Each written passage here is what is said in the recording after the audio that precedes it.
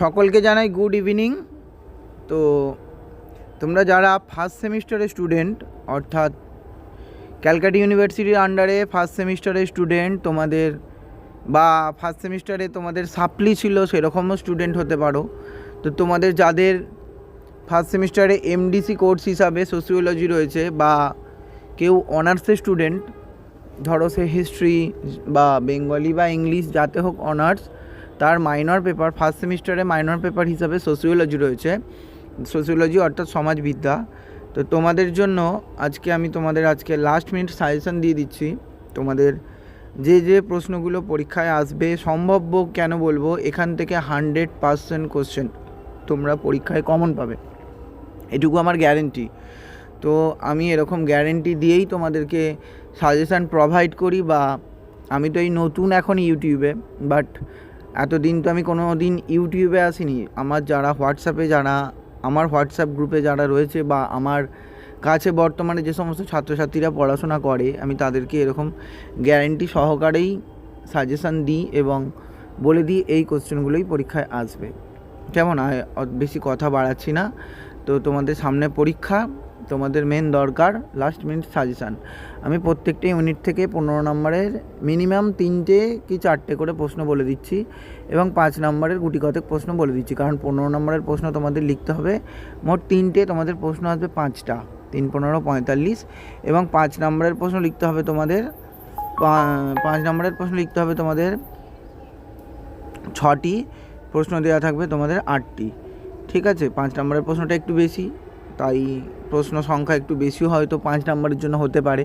তো আগে যারা এমডিসি কোর্সের স্টুডেন্ট, অর্থাৎ যাদের ফার্স্ট সেমিস্টারে ফার্স্ট সাবজেক্ট সোশিওলজি বা সেকেন্ড সাবজেক্ট সোশিওলজি পাসের স্টুডেন্ট, তো তোমাদের জন্য আগে আমি সাজেশানটা বলে দিচ্ছি। তোমরা যে প্রশ্নগুলো ফাইনালি পড়বে 2025 সালে এমডিসির জন্য, যে কোশ্চেনগুলো সবথেকে বেশি ইম্পর্টেন্ট, সেই প্রশ্নগুলো আমি তোমাদের শেয়ার করছি। সবার প্রথমেই পড়ো, সমাজবিজ্ঞান কাকে বলে? সমাজবিজ্ঞানের প্রকৃতি এবং পরিধি আলোচনা করো। সমাজবিজ্ঞানকে বিজ্ঞান বলার পক্ষে এবং বিপক্ষে যুক্তি দাও। মানে সমাজবিজ্ঞানকে কি বিজ্ঞান বলা যায়? তার পক্ষে এবং বিপক্ষে যুক্তি দাও। ঠিক আছে, এই দুটো প্রশ্ন করো। আচ্ছা, এদিকে করো, সামাজিকীকরণ কাকে বলে? সামাজিকীকরণের বিভিন্ন মাধ্যমগুলি আলোচনা করো। 3টে প্রশ্ন হলো। আর করো, সংস্কৃতির সংজ্ঞা দাও। সংস্কৃতির বৈশিষ্ট্য সহ প্রকারভেদ, ওর সঙ্গে ব্যক্তিত্বের ওপর সংস্কৃতির প্রভাব। এই প্রশ্নগুলোকে তোমরা 15 নম্বরের জন্য প্রথম মডিউল থেকে রেডি করো। এই 5টা প্রশ্নকে, অর্থাৎ 1 2 3 4টে প্রশ্নকে, 1 2 3 এবং সংস্কৃতি 4টে প্রশ্নকে তোমরা রেডি করো প্রথম মডিউল থেকে 15 নম্বরের জন্য। যারা এমডিসি কোর্সের স্টুডেন্ট, অর্থাৎ যারা পাসের স্টুডেন্ট সোশিওলজি, যাদের 1 নম্বর পেপার বা 2 নম্বর পেপার, তারা এই প্রশ্নগুলোকে 15 নম্বরের জন্য রেডি করো মডিউল 1 থেকে। এবার 5 নম্বরের জন্য তোমরা রেডি করো মডিউল 1 থেকেই মুখ্য গোষ্ঠী গৌণ গোষ্ঠীর মধ্যে পার্থক্য, সামাজিক গোষ্ঠী কাকে বলে, সংস্কৃতি এবং সভ্যতার মধ্যে পার্থক্য, সংস্কৃতি এবং ব্যক্তিত্বের মধ্যে পার্থক্য, সামাজিক নিয়ন্ত্রণে পরিবারের ভূমিকা,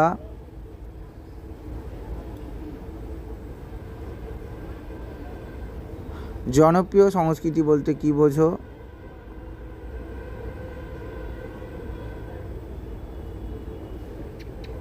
লোক সংস্কৃতি কাকে বলে, সমাজতত্ত্ব এবং সাধারণ জ্ঞানের মধ্যে সম্পর্ক।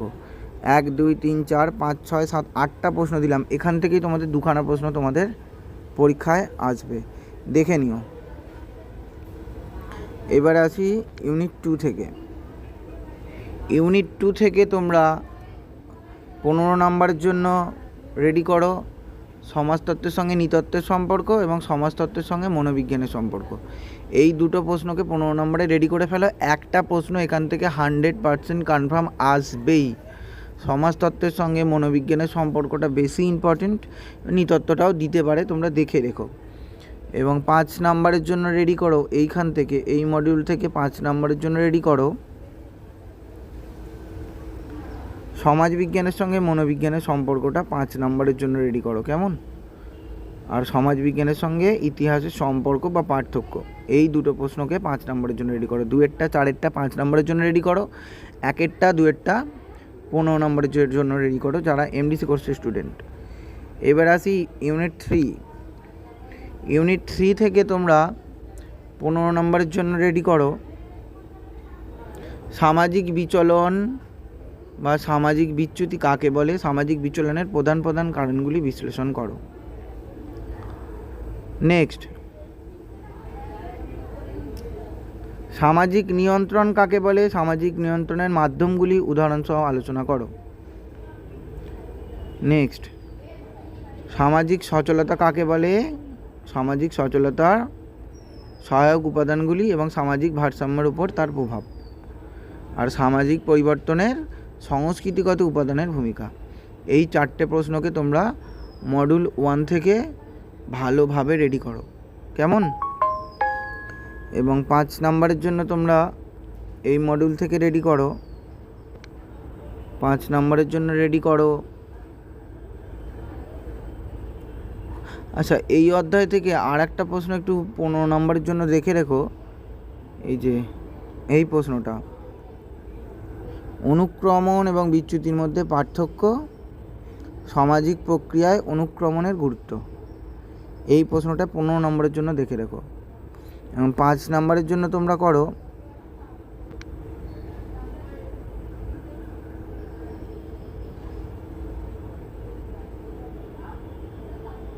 সামাজিক বিচ্যুতি বা বিচলন কাকে বলে।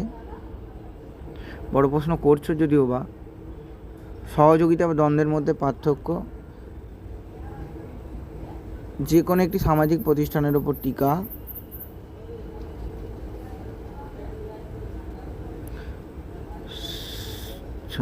আর পড়ো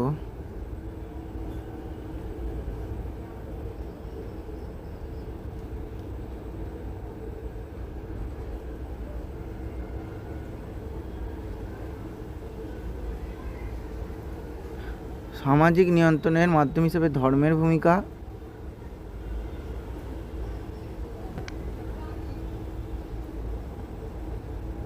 সামাজিক বিচলনের প্রকারভেদ, সামাজিক বিচলনের প্রভাবক, প্রতিষ্ঠানের সংজ্ঞা, যে কোনো দুটি উদাহরণ। সামাজিক মিথস্ক্রিয়া বলতে কী বোঝো? অনুক্রমণ বিচ্যুতিটা বড় প্রশ্নে দেখে রাখো, কেমন? বড় প্রশ্ন করে রাখলে 5-এ তোমাদের হয়ে যাবে। এই হচ্ছে যারা এমডিসি স্টুডেন্ট, অর্থাৎ ফার্স্ট সাবজেক্ট বা সেকেন্ড সাবজেক্ট যাদের সোশিওলজি আছে, তারা এই প্রশ্নগুলোকে রেডি করো। এবং যারা মাইনর স্টুডেন্ট, অর্থাৎ যারা অনার্সের স্টুডেন্ট, যাদের মাইনর পেপার হিসাবে সোশিওলজি রয়েছে, তোমরা রেডি করো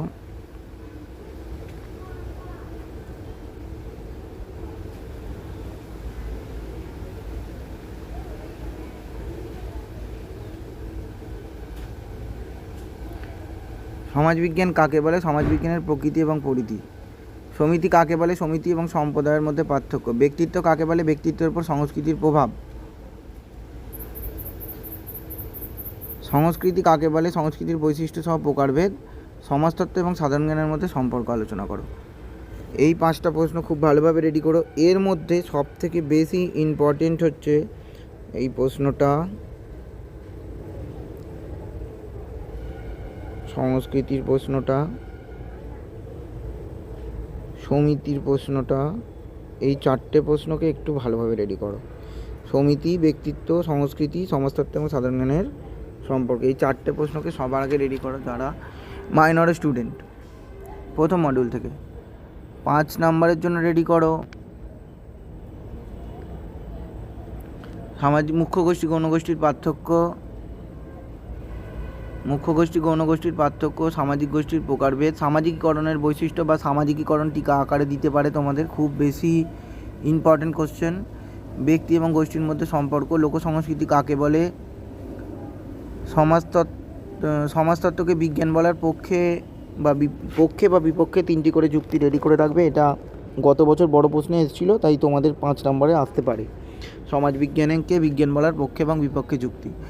জনপ্রিয় সংস্কৃতি কাকে বলে? সামাজিকীকরণ টিকা আসবেই সামাজিকীকরণ টিকা যারা মাইনর স্টুডেন্ট। আচ্ছা, ভোগবাদী সংস্কৃতি কাকে বলে? সংস্কৃতি এবং সভ্যতার মধ্যে পার্থক্য নির্ণয় করো। এই প্রশ্নগুলো তোমরা 5 নম্বরের জন্য রেডি করো যারা মাইনর স্টুডেন্ট। আচ্ছা, ইউনিট 2 থেকে রেডি করো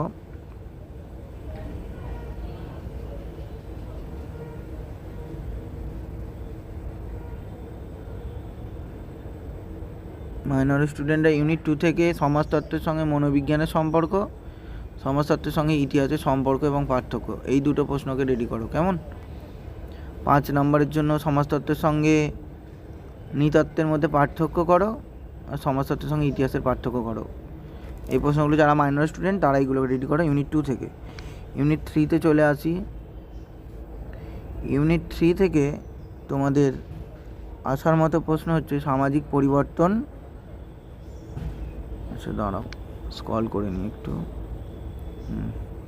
সামাজিক পরিবর্তন কাকে বলে? সামাজিক পরিবর্তনের বৈশিষ্ট্য। আচ্ছা, আর সামাজিক বিচলন বা বিচ্যুতি কাকে বলে? সামাজিক বিচলনের প্রধান প্রধান কারণগুলি বিশ্লেষণ করো। সামাজিক পরিবর্তনের সংস্কৃতিগত উপাদান। সামাজিক প্রক্রিয়া কাকে বলে? সামাজিক প্রক্রিয়া দ্বন্দ্ব এবং প্রতিযোগিতার মধ্যে পার্থক্য। না সরি, সামাজিক প্রক্রিয়াটা পড়তে হবে না, এটা পড়তে হবে না। সামাজিক প্রক্রিয়াটা তোমাদের পড়তে হবে না, সামাজিক প্রক্রিয়াটা পড়তে হবে না। উপরে 3টে প্রশ্নকে পড়ো, আর পড়ো সামাজিক নিয়ন্ত্রণ। সামাজিক নিয়ন্ত্রণ কাকে বলে? সামাজিক নিয়ন্ত্রণের মাধ্যমগুলি। এই 4টে প্রশ্নকে তোমরা 15 নম্বরের জন্য রেডি করো এবং 5-এর জন্য রেডি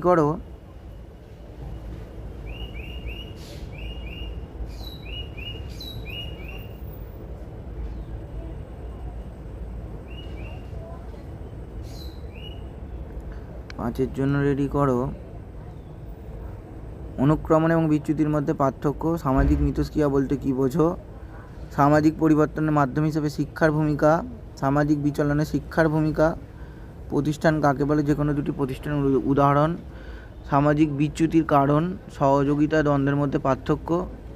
সামাজিক নিয়ন্ত্রণের 3টি মাধ্যম।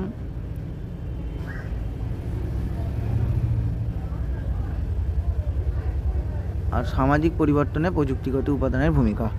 এই প্রশ্নগুলোকে তোমরা যারা মাইনর স্টুডেন্ট রয়েছে এগুলোকে রেডি করো, এবং যারা এমডিসি কোর্সের স্টুডেন্ট তাদেরকে আগে যেই প্রশ্নগুলো বললাম সেগুলোকে রেডি করো।